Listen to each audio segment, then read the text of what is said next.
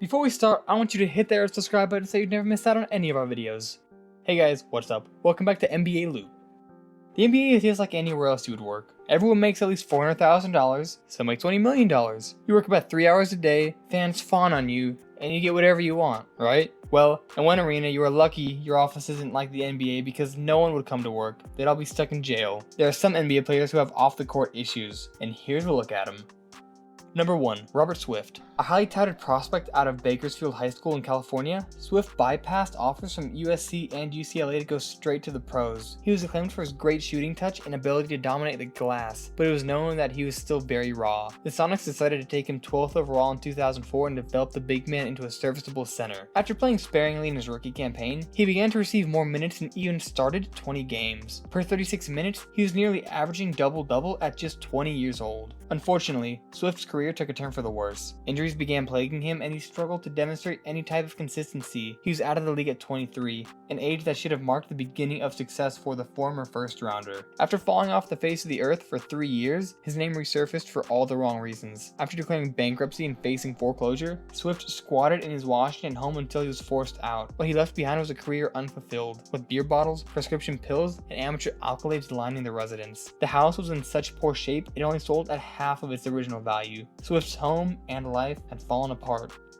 Number 2. Anthony Walker. After making 3 All-Star teams in his first 7 seasons, the former 6th overall pick looked poised to be in the face of the Celtics, along with Paul Pierce, for years to come. However, he was traded just before the 2003 to 2004 season by new club executive Danny Ainge in a deal that shocked the league. Though he still had moderate success during the rest of his career, Walker was plagued by problems off the court that ended his stint in the league prematurely at age 31. In 2009, he was cited for a DUI. Later that year, it was revealed that Walker accrued over $800,000 in gambling debts. In 2012, Walker filed Chapter 7 bankruptcy with debts in excess of $12.7 million.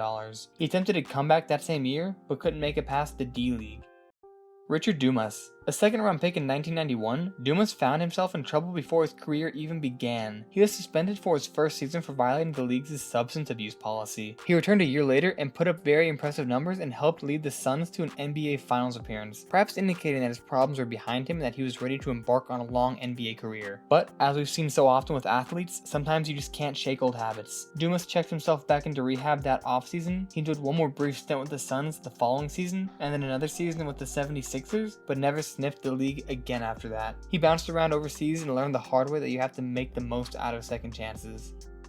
Number 4. Shawn Kemp. A true high flyer, Kemp was one of the most exciting players to watch in his era of the NBA. His amazing athleticism and scoring touch, coupled with tough interior defense, made him one of the stars of his time. Unfortunately, after being named an All-Star for 6 consecutive seasons, his career took a turn for the worse. Kemp had signed a long-time contract with the Supersonics just before a rapid increase in NBA salaries, and was upset with Seattle management for refusing him a rightful raise. After threatening to sit out the season, the Supersonics decided to trade the Rain Man to the Cleveland Cavaliers. He was never the same player again, battling weight problems that crippled his explosiveness and eventually entering rehab for cocaine and alcohol abuse. Here's Kemp, working against Grant, going in strong. Shawn Kemp, devastating. Stuff of the hoop.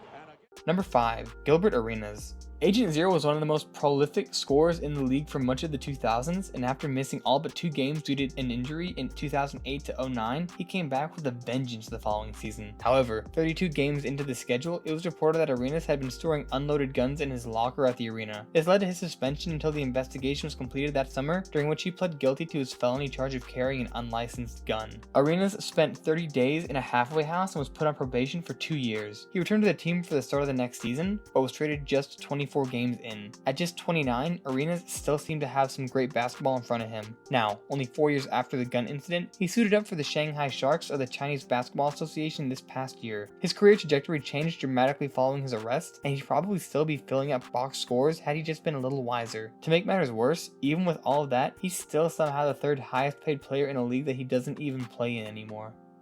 Number 6. Michael Beasley. At just 24 years old, there's still a ton of time for Beasley to turn his career around, but it seems more and more that we'll never see the potential that the former number 2 pick possessed coming out of Kansas State. He was regarded as a prolific offensive threat, and some draft experts even pegged him as the better player than the top pick in 2008, Derrick Rose. Beasley's problems began before he even reached the basketball court after he, Mario Chalmers, and Daryl Arthur were believed to have been smoking weed in their hotel during the NBA's rookie transition program. Then, the following offseason, Beasley checked himself into rehab for unspecified reasons. He was traded away from the Heat in the deal that allowed them to bring in both LeBron James and Chris Bosh, so Beasley got a new start with the Timberwolves. Unfortunately, his problems followed him there, and he was fined and ticketed for possession of marijuana in 2011. He did put up a solid 19 points per game in his first season with the T-Wolves, but hasn't been able to reproduce those numbers in the past 2 seasons, seeing his point drop to around 11 per game. Beasley was traded to Phoenix prior to this season, and many hoped again that another change of scenery would help him blossom into the star many believed he would be. Another poor season only adds to the case that Beasley truly messed up his career. Let's hope he can figure it out sooner or later.